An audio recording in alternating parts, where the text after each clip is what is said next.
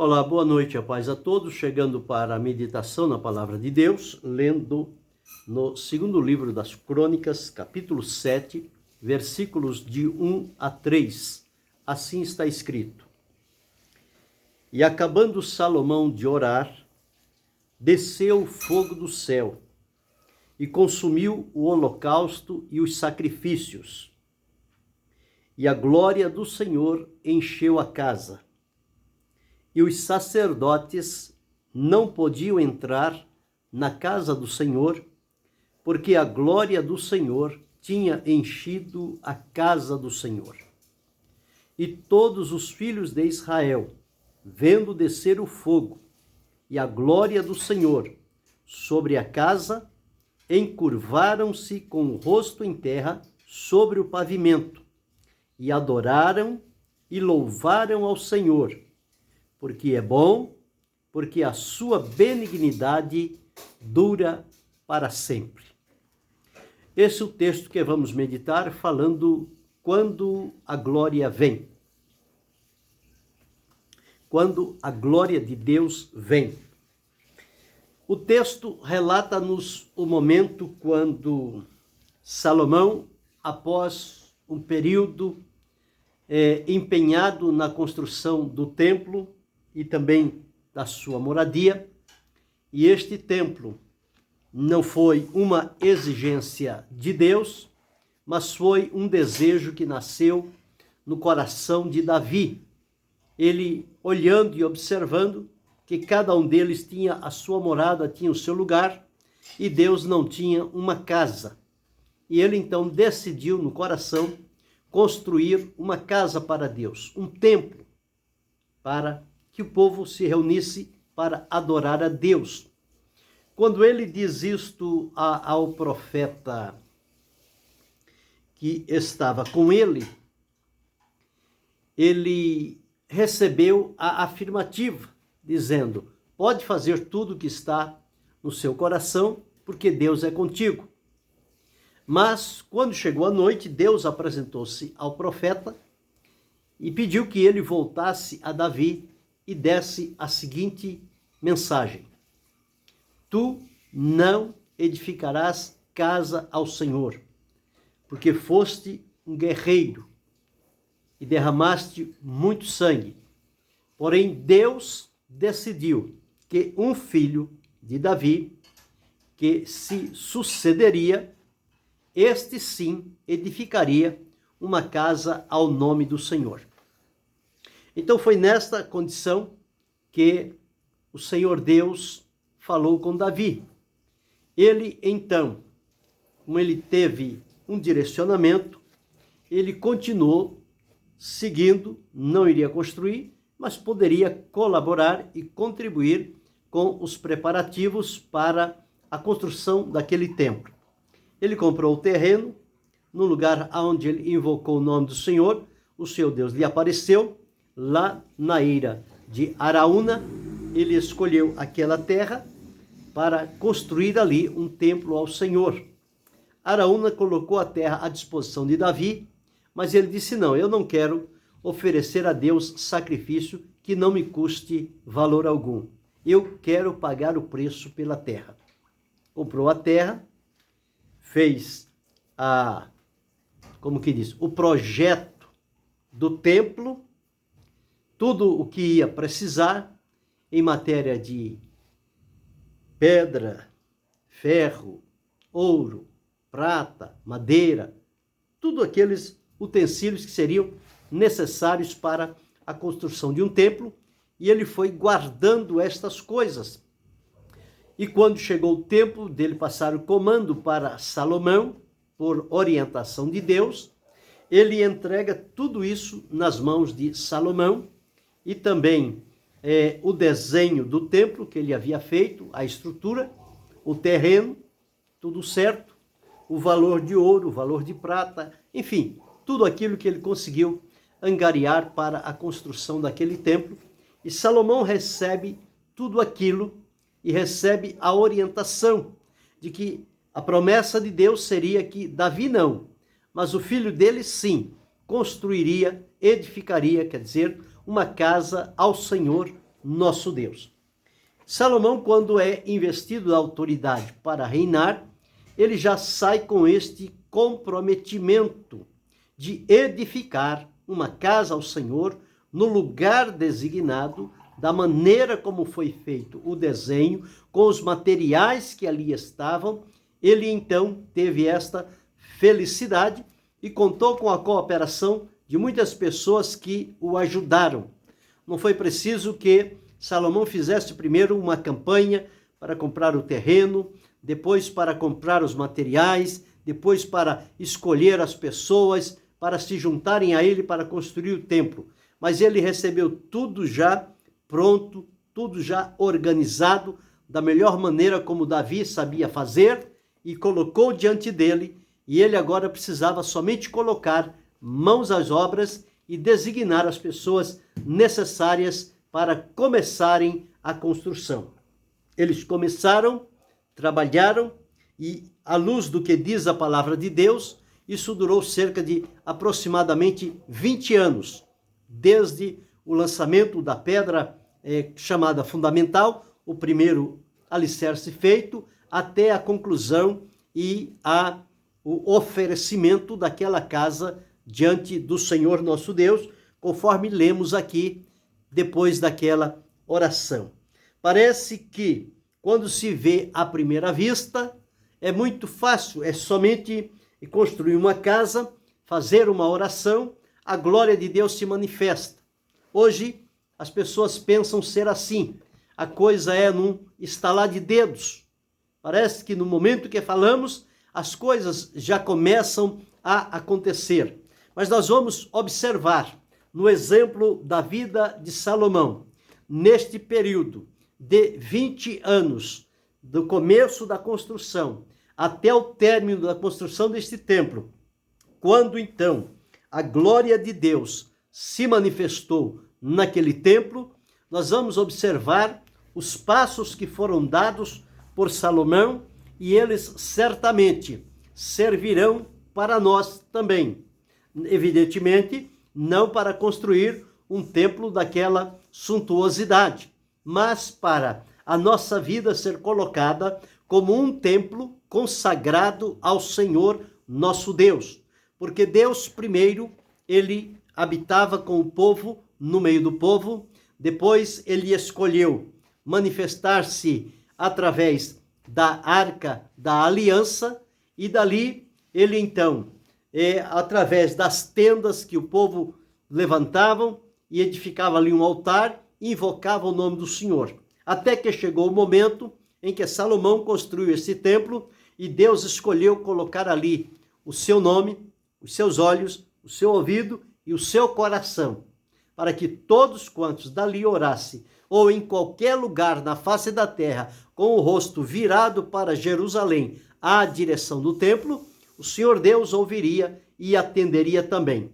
Depois, com a invasão da Babilônia, o cativeiro babilônico, este templo então foi destruído, e lá, já no final do cativeiro, eles voltaram para Jerusalém, e já no tempo de Zacarias, Ageu, estes homens, Zorobabel, eles reconstruíram lá o segundo templo que foi construído, e depois, no tempo de Herodes, ele fez uma reforma e uns melhoramentos naquele templo, e quando chegaram diante de Jesus e falaram a respeito do templo, Jesus disse que não ficaria ali pedra sobre pedra, que não seria derribada. Próximo ao ano 70 da era cristã, Tito invadiu a Jerusalém, destruiu aquele templo, e o que ficou somente como prova de que o templo ali existiu é o Muro da Lamentação, que era uma das paredes do templo. A partir de então, nós encontramos que Deus fez a morada no coração do seu povo. Então, o nosso coração, o meu coração, o seu coração, nosso coração, tornou-se então agora a morada de Deus em espírito, porque nós somos templos de Deus. Deus habita em nós, Deus mora em nós. Nós, com a nossa vida, oferecemos sacrifícios de louvor, de adoração e de gratidão a Deus. Aos momentos de se reunir, num templo, numa casa, num local, para juntos adorar e bendizer o nome do Senhor. Mas a verdadeira habitação de Deus atualmente é dentro do nosso coração. Deus não mora dentro de paredes, Deus mora dentro de pessoas. Portanto, na vida humana é o lugar que Deus escolheu habitar quando este homem e esta mulher se volta para Deus, entende o propósito, o chamado de Deus, coloca-se à sua disposição, então Deus tem prazer em vir habitar naquele coração. O Senhor Jesus disse: eu e o Pai viremos para ele e faremos nele morada. Quando falou da promessa do Espírito Santo, diz: ele ficará convosco para sempre, ele habitará convosco e estará em vós. Então, na verdade, a palavra de Deus diz que nós somos o templo de Deus em espírito. E se alguém destruir o templo de Deus, Deus o destruirá. Mas voltando aqui agora a este templo em Jerusalém, a esta casa bela, admirável, bonita, bem construída e que foi consagrada e oferecida a Deus. No momento da oração, a glória de Deus se manifestou. Mas quando nós vamos observar a trajetória de Salomão até chegar este momento, nós vamos observar por este período aí, de aproximadamente 20 anos, as atitudes que ele veio tomando ao longo do tempo até chegar a esta conclusão. E aí então vamos entender por que após aquela oração, o Senhor Deus ouviu a oração e respondeu e manifestou ali a sua glória, a manifestação da glória de Deus naquela casa que estava sendo consagrada e entregue a Deus, era sinal da sua aprovação. Deus aprovou aquele trabalho, Deus aprovou aquela casa e a aprovação de Deus foi significada através da sua glória que encheu todo o templo, a ponto de que as pessoas não podiam entrar porque a glória do Senhor tinha enchido a casa do Senhor. Não diz que a glória encheu o templo de Salomão, diz que a glória do Senhor encheu a casa do Senhor. Foi uma casa feita para Deus. Deus aceitou e tomou-a para si e disse: a minha casa. E a glória de Deus se manifesta na casa dele. Então, quando eu e você somos casa de Deus, a glória de Deus pode se manifestar em nossa vida, porque somos casa de Deus. Então, nós observamos aqui, em primeiro lugar, o que é preciso se fazer, tendo em vista receber a aprovação de Deus e, consequentemente, com esta aprovação, a manifestação da glória de Deus. Eu disse aqui que hoje as pessoas pensam ser num estalar de dedos, num passe de mágica, que com poucas palavras e palavras muitas das vezes que podem ser persuasivas, vamos com isso atrair a glória de Deus. Isto não é correto, não é verdade e não acontece. Tudo tem um caminho a seguir, um preço a pagar, um caminho a atravessar até chegar este momento. As coisas de Deus não são assim conforme nós queremos que seja nos nossos dias, em que as coisas são urgentes, são para ontem e devem ser realizadas da maneira mais rápida possível, porque não temos tolerância para muito tempo e paciência para esperar um longo tempo até que as coisas aconteçam. Mas com Salomão, nós vamos entender que ele teve que caminhar este tempo necessário para chegar a este clímax, a esta conclusão, a esta manifestação da glória de Deus. Então começamos observando em 2 Crônicas, no capítulo 1, e o versículo de número 6, que está escrito assim: e Salomão ofereceu ali sacrifícios perante o Senhor sobre o altar de cobre que estava na tenda da congregação e ofereceu sobre ele 1000 holocaustos. Então, observamos aqui que Salomão, desde o primeiro momento em que ele estava neste importante trabalho, ele já tinha colocado no seu coração a prioridade de Deus. Deus era a prioridade na sua vida. Quer dizer, Deus estava sempre em primeiro lugar na vida de Salomão. Ele colocou a Deus como prioridade antes de qualquer coisa, antes de começar a reinar, antes de ordenar, antes de estar investido de poder. Ele então decide aqui oferecer sacrifícios diante do Senhor e reconhecer que Deus é aquele que governa sobre todos e que os homens governam debaixo da delegação que lhe é permitida por Deus para determinado tempo. Então Salomão aproximou-se de Deus em oferecer-lhe sacrifícios, ou seja, colocar Deus como prioridade na sua vida. Este foi o primeiro passo que Salomão deu, priorizando Deus na sua vida. Quem coloca Deus em primeiro lugar sempre tem a oportunidade de desfrutar a comunhão, a bênção de Deus e a sua orientação.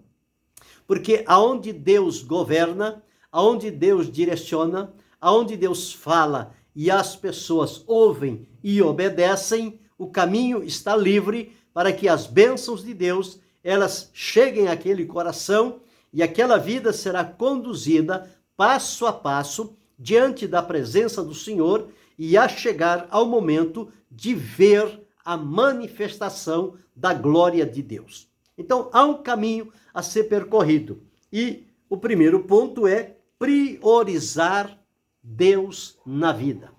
Colocá-lo em primeiro lugar em tudo na nossa vida, como fez Salomão. Em segundo lugar, está aqui no capítulo 1 e os versículos 8 a 10, e Salomão disse a Deus: Tu usaste de grande beneficência com meu pai Davi, e a mim me fizeste rei em seu lugar. Agora, pois, ó Senhor, confirme-se a tua palavra dada a meu pai, porque tu me fizeste rei sobre um povo numeroso, como o pó da terra. Dá-me, pois, agora sabedoria e conhecimento, para que possa sair e entrar perante este teu povo, porque quem poderia julgar a este teu tão grande povo? Então, observamos aqui que Salomão agora, ele fez um pedido a Deus, dizendo que o Senhor tinha usado de misericórdia com Davi e tinha feito a ele, Salomão, rei em lugar de seu pai Davi. E ele diz: confirme, Senhor, a palavra dada a meu pai, a teu servo, a meu pai Davi, porque tu fizeste rei de um povo numeroso. Eu preciso que o Senhor me dê sabedoria e conhecimento para que possa sair e entrar perante este povo, porque quem poderia julgar este teu tão grande povo? Então Salomão reconheceu, diante da responsabilidade, em segundo lugar, que ele não tinha em si capacidade para governar, dirigir, entrar e sair no meio deste povo, a menos que ele recebessem de Deus sabedoria e conhecimento para poder entrar e sair, governar e dirigir este tão grande povo que é o povo de Deus. Então, em segundo lugar, nós encontramos que Salomão reconheceu que dele mesmo nada tinha a oferecer. É como o hino que temos na harpa cristã, uma das estrofes diz: em mim mesmo nada tenho em que possa confiar, mas Jesus morreu na cruz para me salvar. Tão somente nele espero, sim, e sempre esperarei.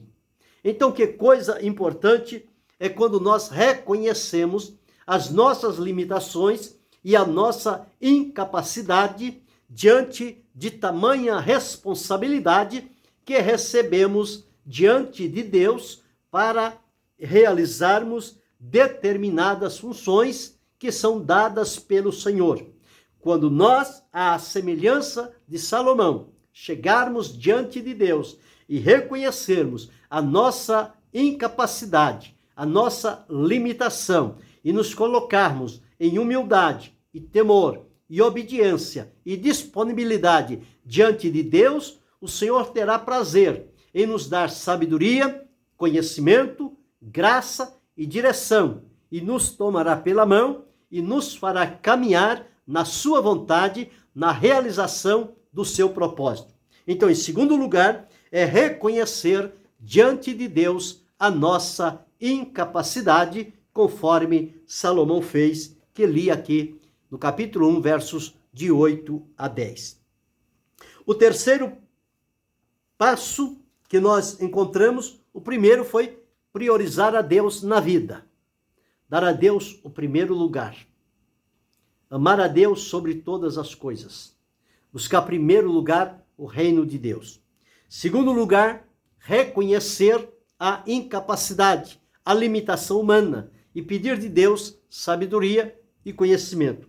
Em terceiro lugar, no capítulo 2, no versículo 1, está escrito: e determinou Salomão edificar uma casa ao nome do Senhor, como também uma casa para o seu reino.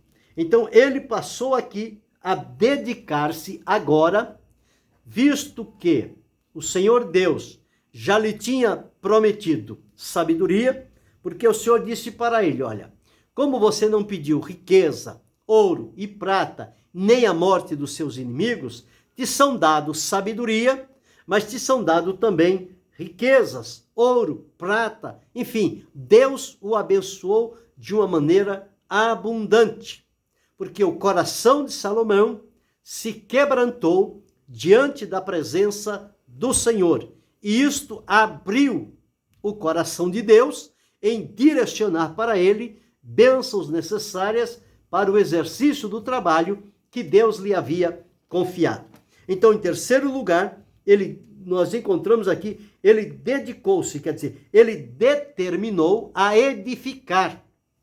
Ou seja, a partir do momento em que ele teve a resposta de Deus, em que ele teve os recursos que Deus lhe colocou à disposição, como sabedoria e conhecimento, ele lançou mão às obras e começou a fazer aquele importante trabalho, lançando as bases, quem sabe limpando o terreno, lançando as bases, fazendo o risco, para que tudo ali fosse de acordo com o que ele tinha recebido de seu pai Davi, a contagem dos materiais, tudo certo, os trabalhadores, tudo da melhor maneira possível, foi organizado e eles começaram aquela importante obra que ela caminhou por 20 anos até a sua conclusão final, quando realmente se apresentou diante do Senhor.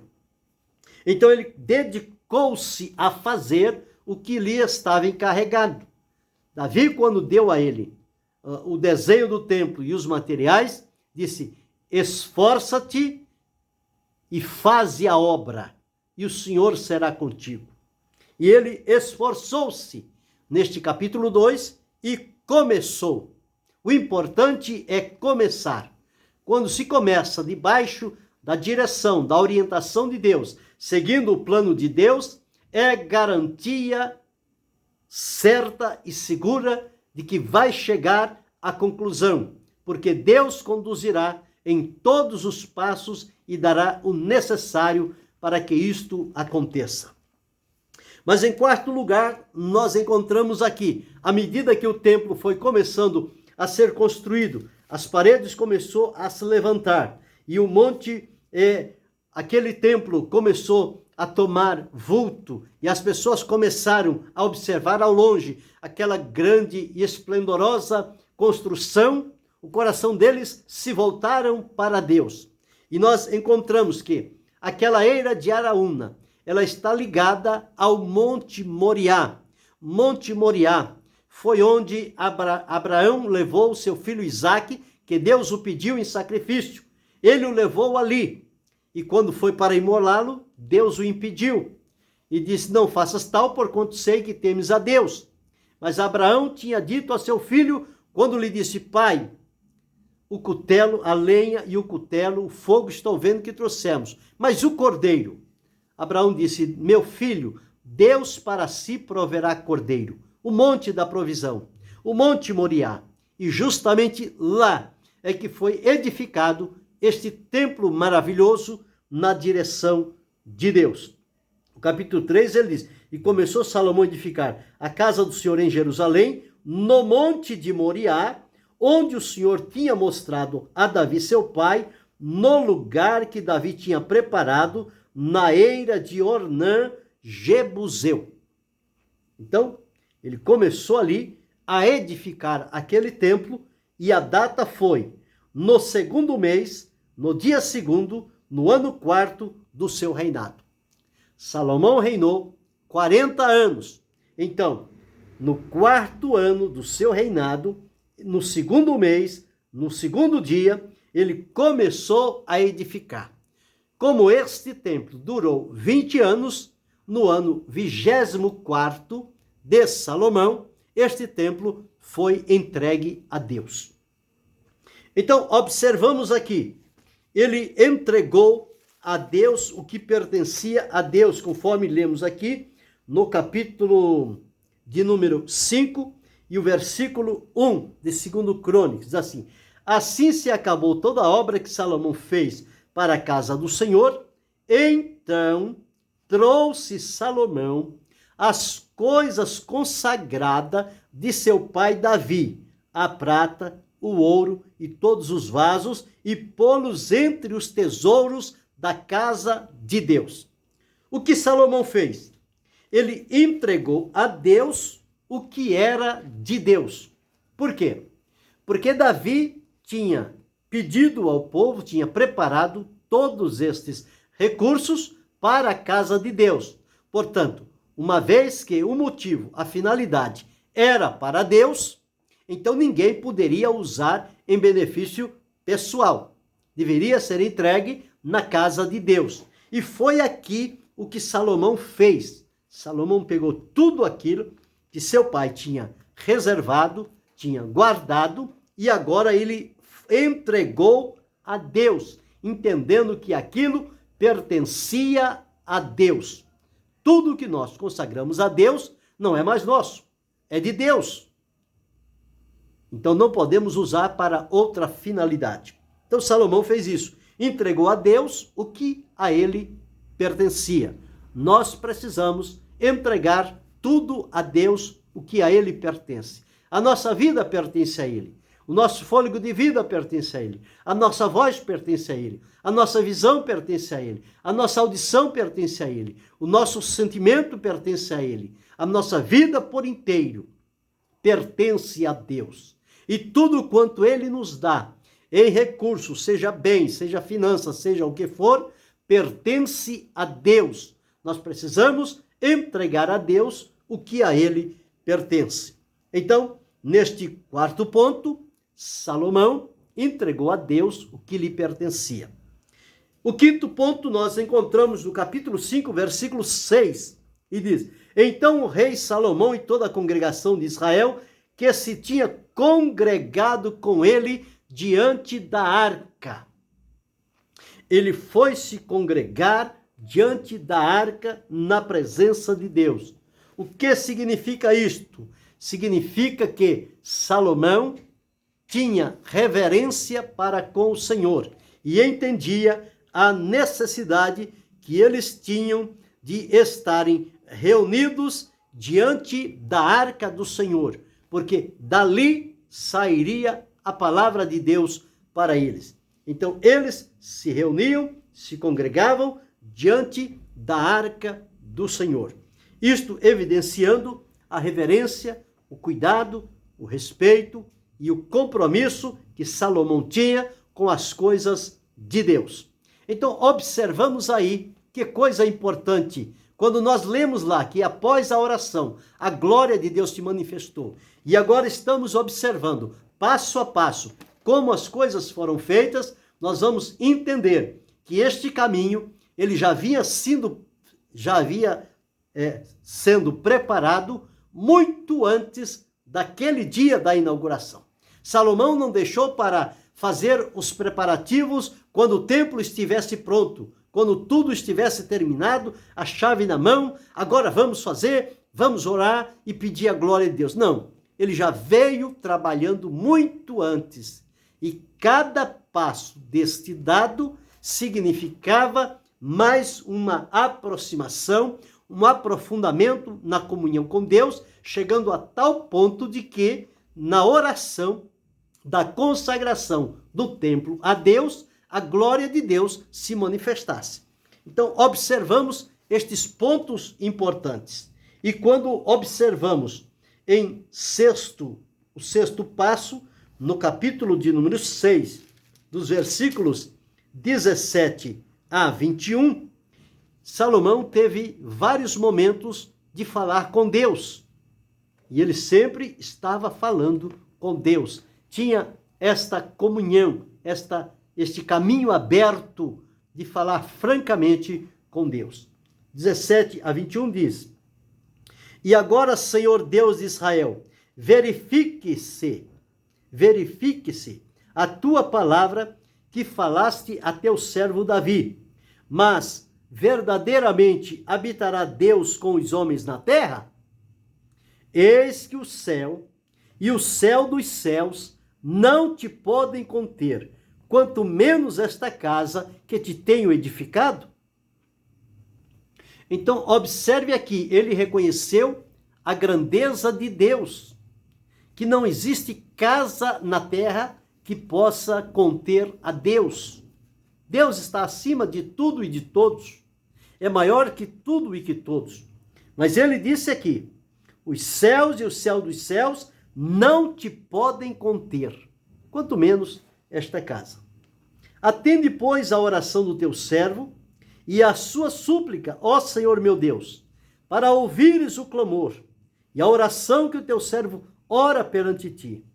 Que os teus olhos estejam dia e noite sobre este lugar, de que disseste que ali porias o teu nome, para ouvires a oração que o teu servo orar neste lugar. Ouve, pois, as súplicas do teu servo e do teu povo Israel, que fizerem neste lugar. E ouve todo o lugar da tua habitação, desde os céus. Ouve, pois, e perdoa. Então, observamos aqui, na oração que Salomão faz, ele reconheceu que, embora para os seus dias, para o povo de Israel e para os inimigos de Israel, aquele templo era um grande e maravilhoso e admirável templo, revestido a ouro, uma grandeza sem conta. Mas ele reconheceu que mesmo aquele templo, com todos esses predicados, aos olhos humanos, diante de Deus, era insuficiente. Porque se nem os céus dos céus podem contê-lo, quanto menos esta casa, quão diminuta ela se tornaria na presença de Deus. Mas mesmo assim, após estes 6 passos que observamos, que foram dados por Salomão, chegou o dia, o grande dia, o dia esperado, em que aquela casa seria consagrada ao Senhor, seria colocada diante de Deus, para que Deus então, a partir daquele instante, governasse e orientasse todo o trabalho que ali deveria ser realizado. Então chegamos ao versículo inicial que lemos, e diz, e acabando Salomão de orar. Veja que até chegar este momento, ele em primeiro lugar, ele priorizou Deus na vida.